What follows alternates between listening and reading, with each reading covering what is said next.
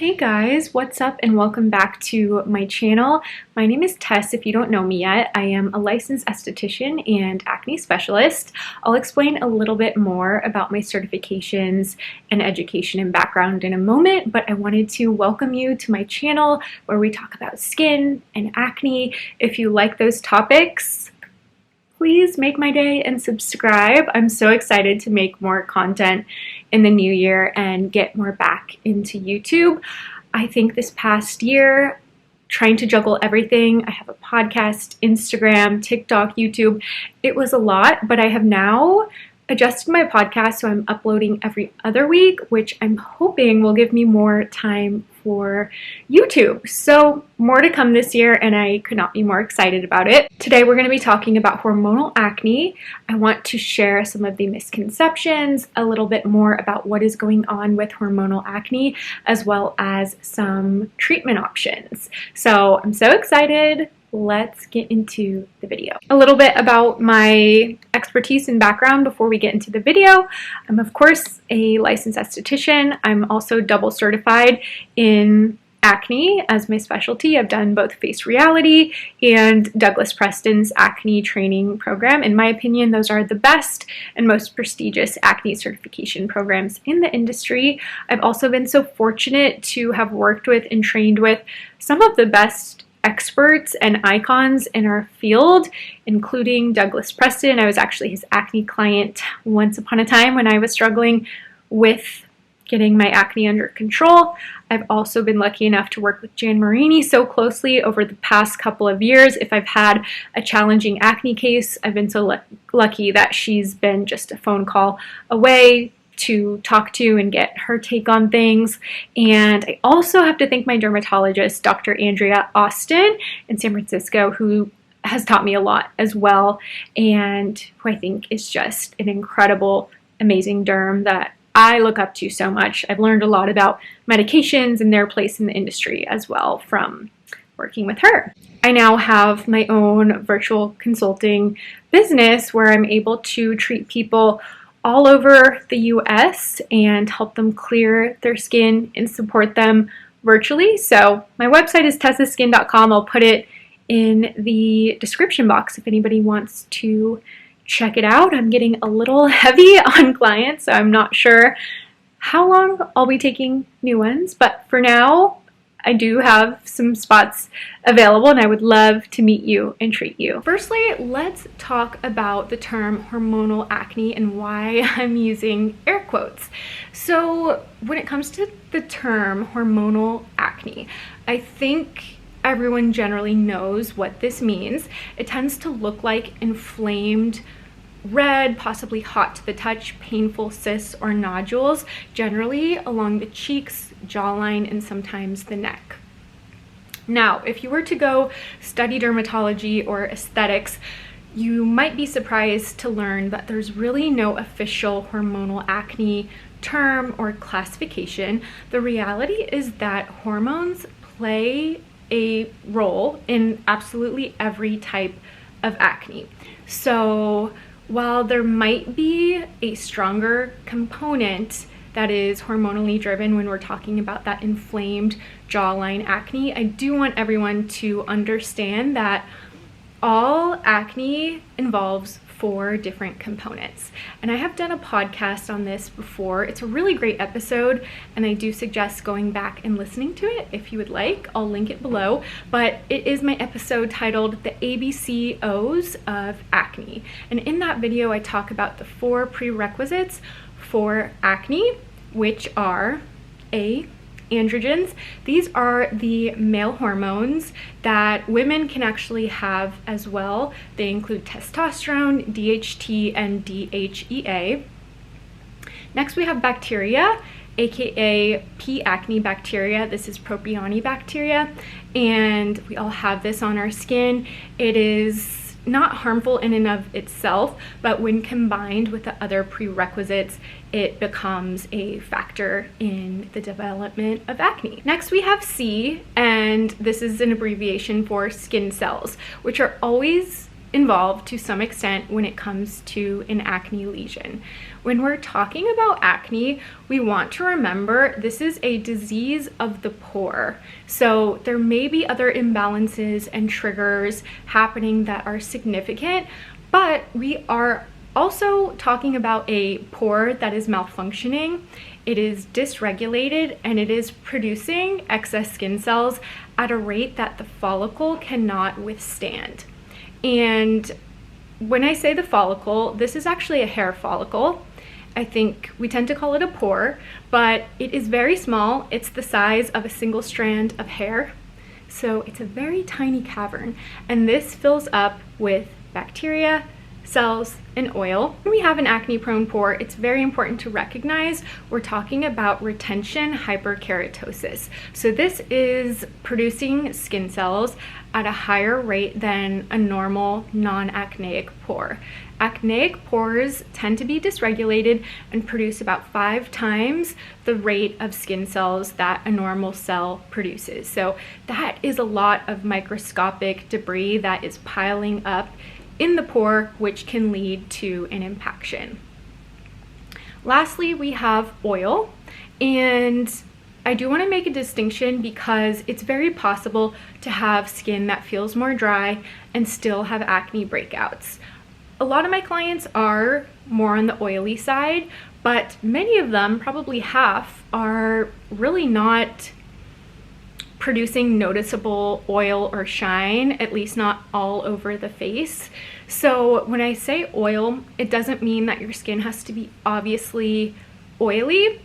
However, you're producing enough that it is clogging the follicle to a certain extent, and that is definitely a role in acne pathogenesis. I do want everyone to know, whether we're talking about closed comedones, whiteheads, etc., pustules, cysts, these factors are always at play. Now, let's talk about the term hormonal acne. I think most people assume, and I see this on my client intake forms all of the time, they assume because they have hormonal acne, they have some sort of hormonal imbalance. Now, if you take nothing else away from this video, I really want you to hear this. Just because you have acne or hormonal acne, it does not necessarily mean you have a hormonal imbalance. Now, this is an important little nuance as well. If you are struggling with hormonal acne and this obvious type of inflamed acne, I do think ethically it is responsible and right for the esthetician to refer out or talk to the client about looping in a medical professional. This could be your primary care doctor, it could be an endocrinologist, it could be a gynecologist if you are a female. Reason being, oftentimes this hormonal inflamed acne is a symptom of a larger problem. Not always, but we do want to rule that out. Oftentimes, hormonal acne is a side effect of a larger internal issue. It might be PCOS, it might be endometriosis. In some rare cases, you may have an androgen-related tumor. This is very, very rare, but in some cases, hormonal acne is a side effect of that.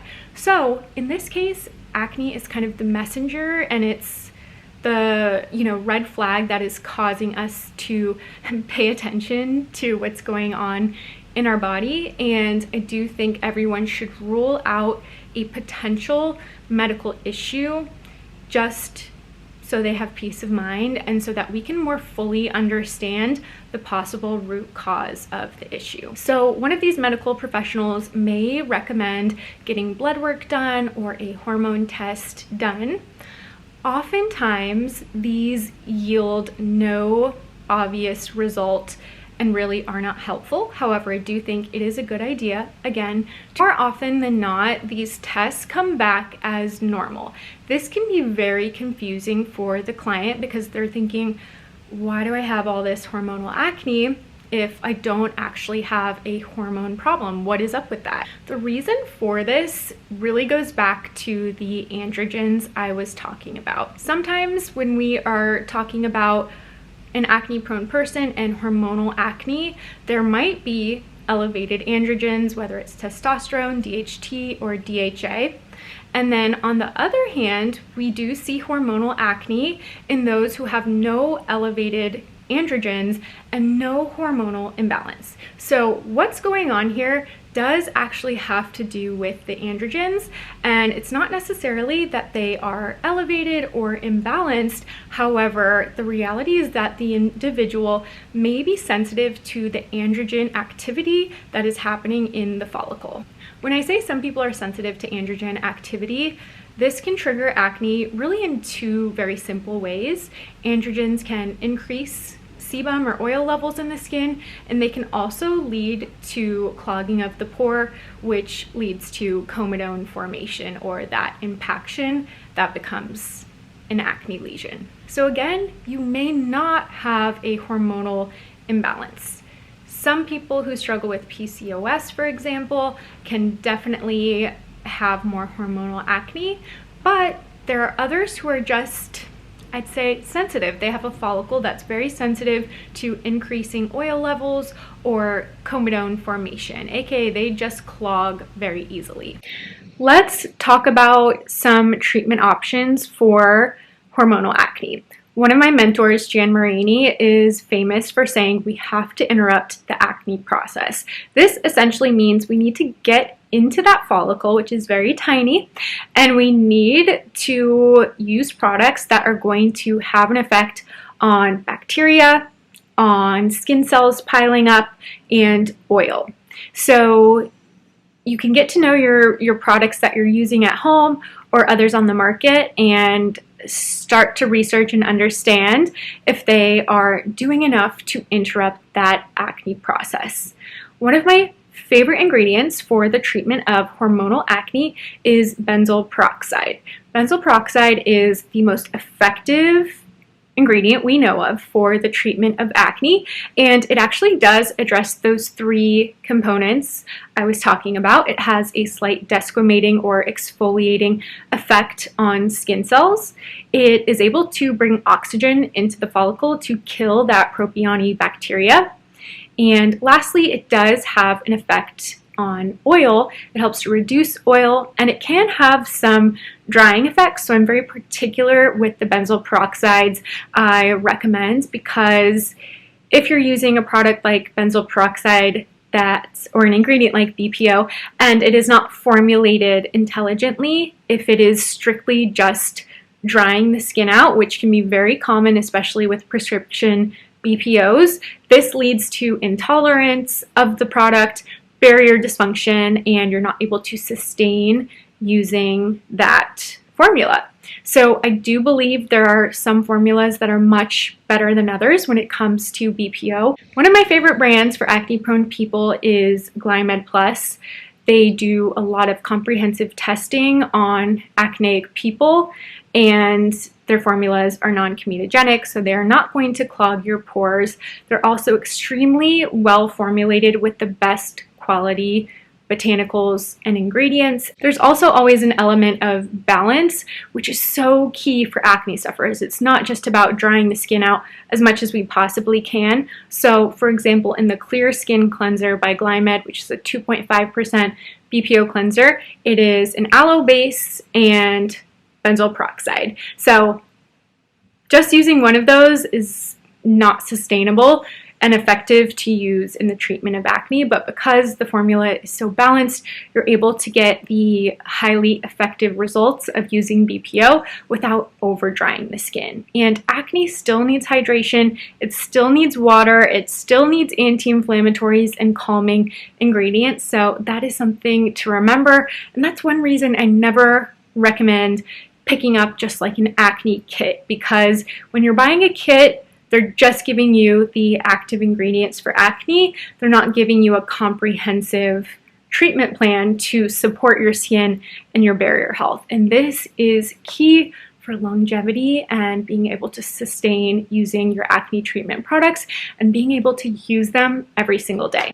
Another important tip, if you are struggling with hormonal acne, it is of the utmost importance that you please try to do whatever you can to not extract the lesion. When we're talking about hormonal acne, this is a lesion that is very deep in the skin, and you're really not able to get the infection out because it is so deep. If you are a trained esthetician, you know we never touch hormonal acne breakouts because they cannot be extracted, and you will end up pushing the infection deeper into the skin, possibly creating a leak, a rupture, causing it to blow out, and creating trauma to the skin, inflammation, introducing bacteria, and causing a scar.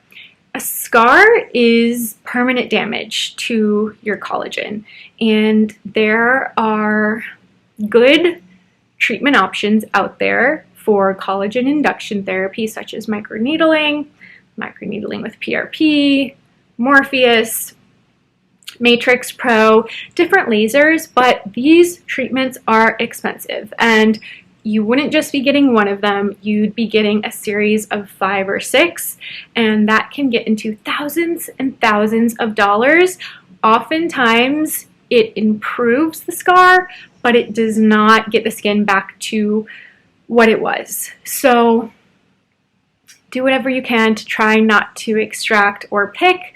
A couple of recommendations I have if you're struggling with picking are, for one, ask yourself if this habit is compulsive and if it is something you are honestly able to control. For many people, this becomes a repetitive behavior and habit that requires therapy, and there are very effective therapies out there for picking disorders, so it can be helped. And I've referred many clients out to therapists in addition to our topical treatments because they need help and they're not able to stop themselves from picking.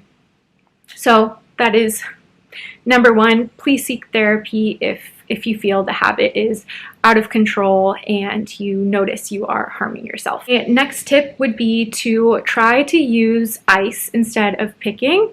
You can ice your skin every day, twice a day. Do be careful if you have telangiectasia, if you have rosacea, visible redness in the skin. You wouldn't want to put the ice on those areas, but you can ice a lesion or a nodule, and I do recommend doing this twice a day after you cleanse your skin. So you can use a little silicone holder that has ice. You can fill Dixie cups with ice, put it in your freezer. You can take an ice cube from your fridge, put it in a cup, bring it into your bathroom and use it after you cleanse your skin. That will really help to reduce inflammation, and it's actually a very helpful free tip that you can do from anywhere. Thirdly, I would recommend finding a hobby or a habit that helps you to keep your hands busy. This is a great distraction, and it could really be anything. It could be even playing a game on your phone. It could be gardening, it could be pottery, it could be arts and crafts, it could be writing in a journal, it could be coloring, really anything that you like that helps distract you and keeps your hands busy. And then lastly, I might suggest, if need be, doing your routine with low lighting. This can be soothing, and I like to do it sometimes. I will light a candle, turn my lights low so I can still see enough where I'm able to do my routine. However, my clients find this helpful if they notice they're really inspecting their skin, getting super close up to the mirror and just picking themselves apart. This helps to just relax everyone and take some of the focus off of the visible acne. The next ingredient I love for the treatment of hormonal acne is retinoids or retinol, with one caveat. I see a lot of derms and professionals or just acne sufferers try to introduce a retinol when they are dealing with hormonal, inflamed, hot to the touch acne. And this can eventually be effective. I do notice people might clear up in a year or so on a retinoid if they're introducing it for inflamed acne. However, it's not my favorite ingredient to use right away with inflamed acne because this is acne that is towards the end of its process. When you're seeing that inflammation, it is your immune system's response and reaction to bacteria. And it's actually oftentimes better than maturation arrest acne because that acne is stuck in the middle of its process. It is arrested. So when we're looking at inflamed acne, that bacteria has gotten into the follicle and you're more towards the end of the healing process. If you start to use a product that increases cell turnover, especially as much as a retinoid does, without controlling the bacteria, I personally find this tends to lead to more intense and longer purging. I hear from a lot of clients they purge for maybe a year or two, and what I believe the issue is that they're not addressing the key component that is the Propionic bacterium in the follicle. So they're increasing cell turnover, they're having an effect on the skin cell pileup in the follicle, they might be controlling oil to a certain extent, but if you don't address that bacteria, I do find acne can keep forming and some people never get over the purging phase. So I personally prefer to start with benzoyl peroxide in a treatment plan, and I think that is a better option for users at home. I would recommend using a retinoid eventually, especially once you've kind of gotten control of the active acne and the inflammation. I think that's a great time to introduce a retinoid, and retinoids are magic. I don't want to downplay how amazing I think they are. They are the one ingredient I think everybody should have in their routine at some point.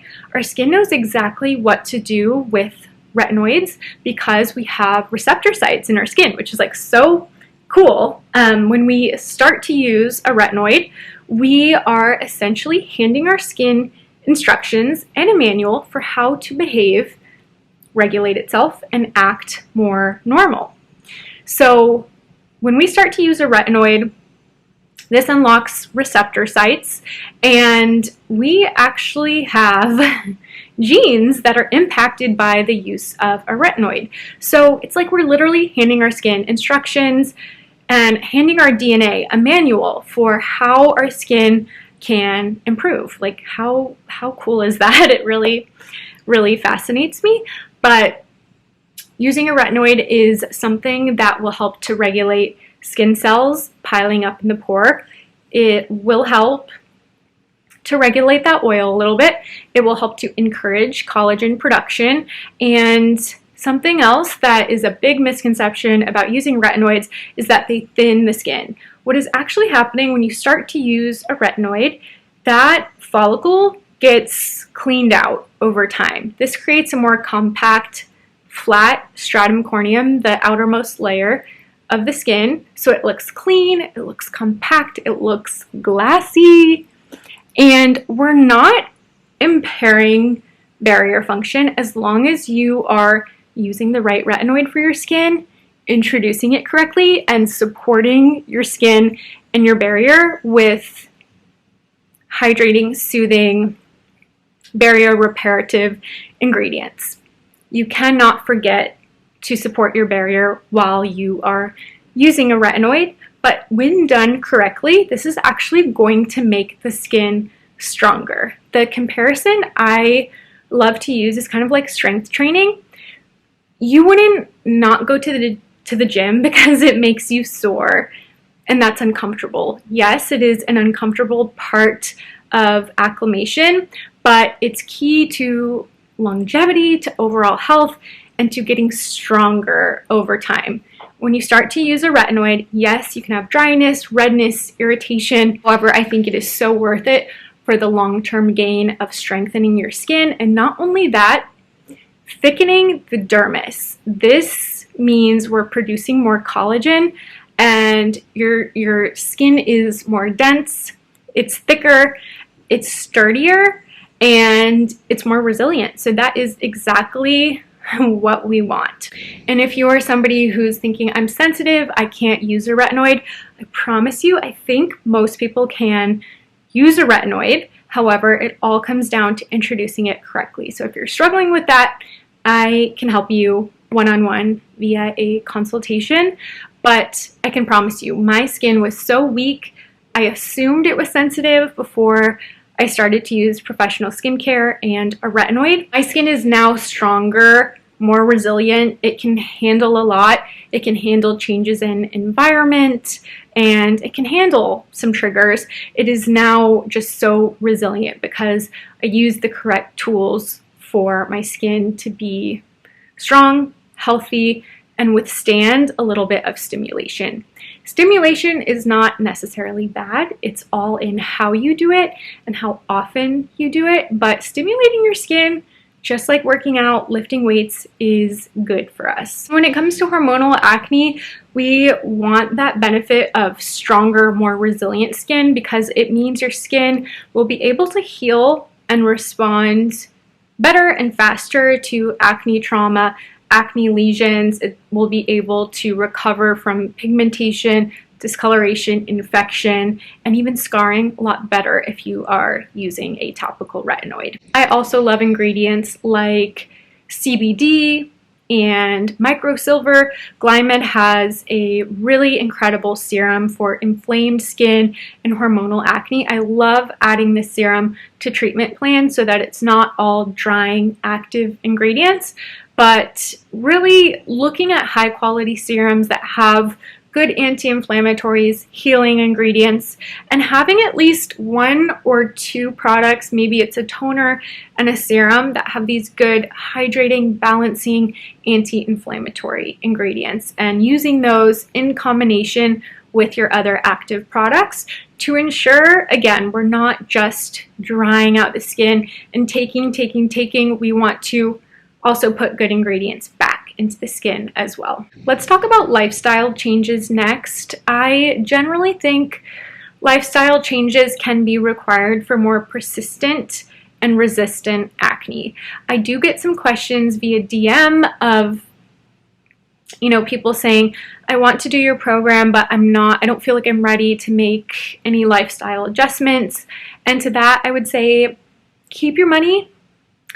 I would rather you come back to me when you feel more in a place to try to commit and at least do what you can as far as lifestyle adjustments, because I find a lot of people get stuck, and you don't want to get stuck in the middle of a clearing journey, because the initial phase of an acne clearing journey generally is purging. This means the skin can look worse before it gets better. Again, this is because we're talking about acne that's near the end of its process. By the time you're looking at an acne lesion, this is not the beginning of it. This is actually the end of it. That process likely started 90 days or 3 months ago, and you're now seeing it come out of the follicle to the surface of the skin. So when we start to use ingredients that have cell turnover properties, including BPO and including retinoids, any type of acids like glycolic, lactic, salicylic, these increase cell turnover and will likely bring the acne out of the follicle. So if you're just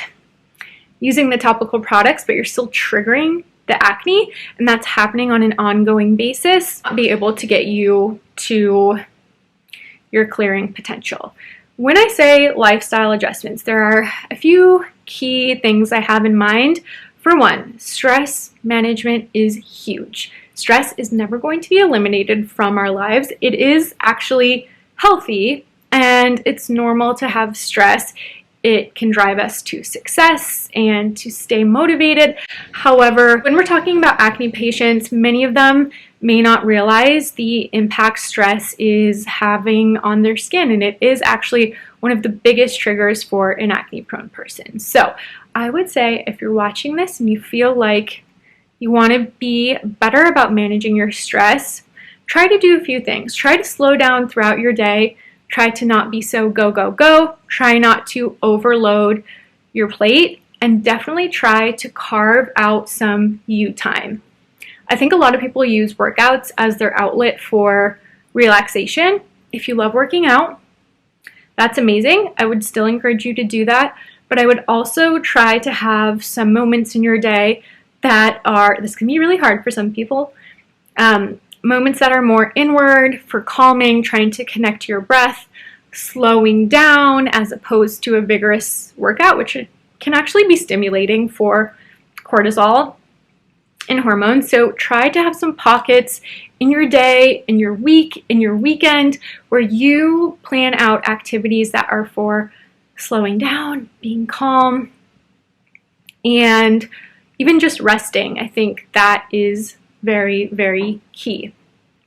I ask a lot of clients what they do for their self-care or for themselves. It is surprising how many people say they don't do much for themselves. They don't have any dedicated self-care time. So if that's you, I want you to think about, especially heading into the new year, what are some things that you like to do that are for decompressing, relaxing, and implement more of that. And with that, I would also encourage you to get good sleep so that your body can heal. This helps to reduce inflammation markers and is just very crucial for every acne patient. If you like getting facials or going to yoga, doing things that actually allow you to disconnect from technology, where we're so stimulated, we're comparing ourselves, I think that's great as well. Like having some time disconnected from electronics, some time to yourself where you can just be. I think we really need that more than ever in today's society because everyone is busy. We have so much on our plate, so many expectations, and I think it's important to just have some chill time,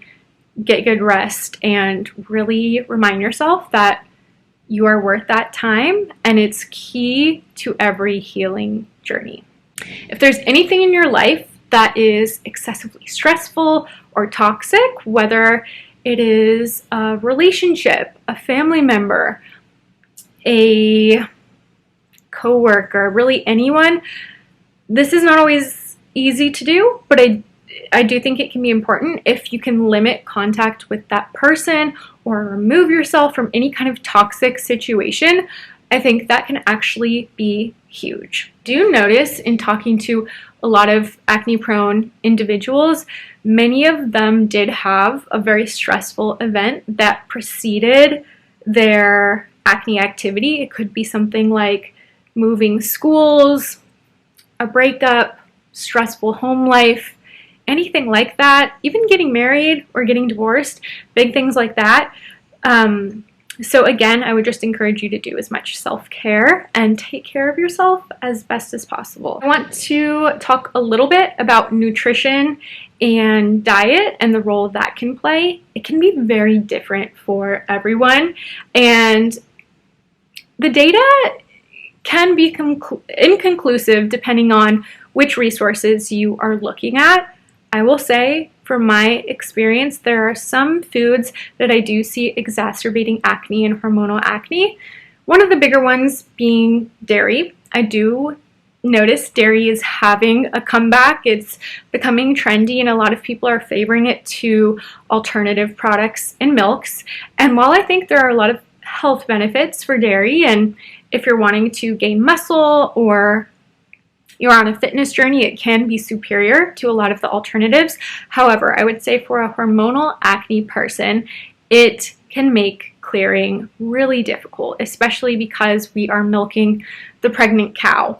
I think in women, we can be especially sensitive to androgens. We might even have testosterone surges before our cycle. So when we add in the hormones of a pregnant cow, I find oftentimes this leads to more inflammation, thicker sebum that ends up clogging the pore, and more acne breakouts. If you're not quite ready to give up dairy, that doesn't align with you, maybe just think about reducing intake, and maybe if you have whole milk in your coffee every morning and you have active acne you'd like to get more managed, give it a period of 2 to 3 months, perhaps trying an alternative milk. I really love the Elmhurst brand and milk, and try something like an almond milk or a coconut milk in your morning coffee and see if the severity of breakouts is reduced. Another hormone promoting food that some people can be sensitive to. I actually love this food. I think it's a superfood.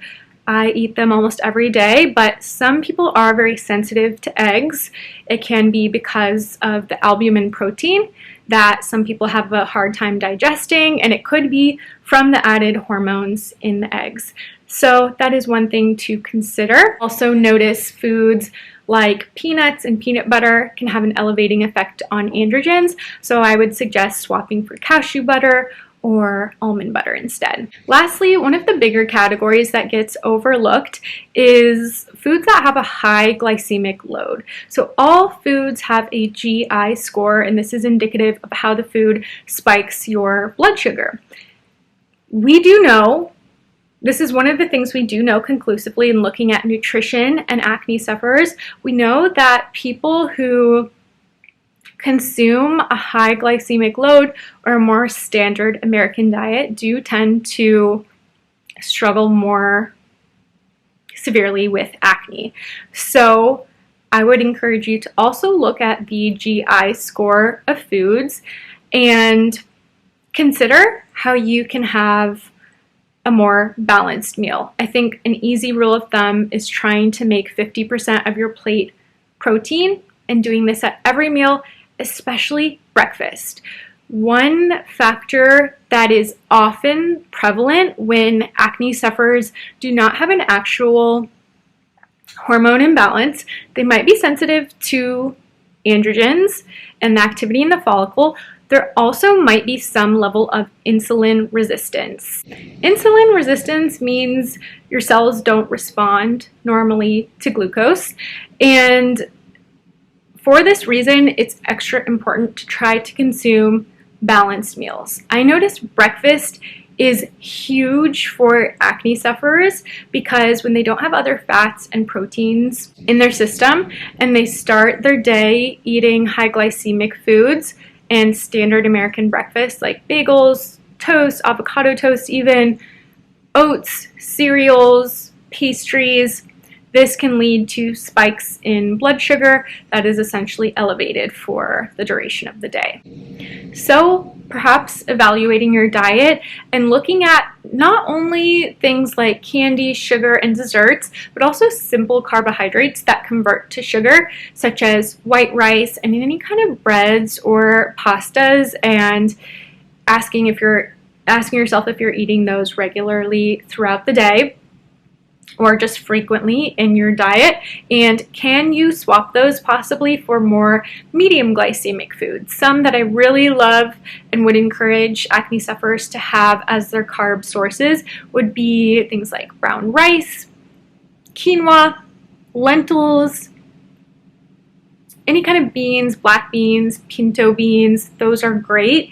And considering carbs as more of like a side or a component of the meal versus the main dish. But again, starting your day with protein, aiming for a plate 50% protein at breakfast, lunch, dinner, and a snack, I think will do a lot of the heavy lifting for you.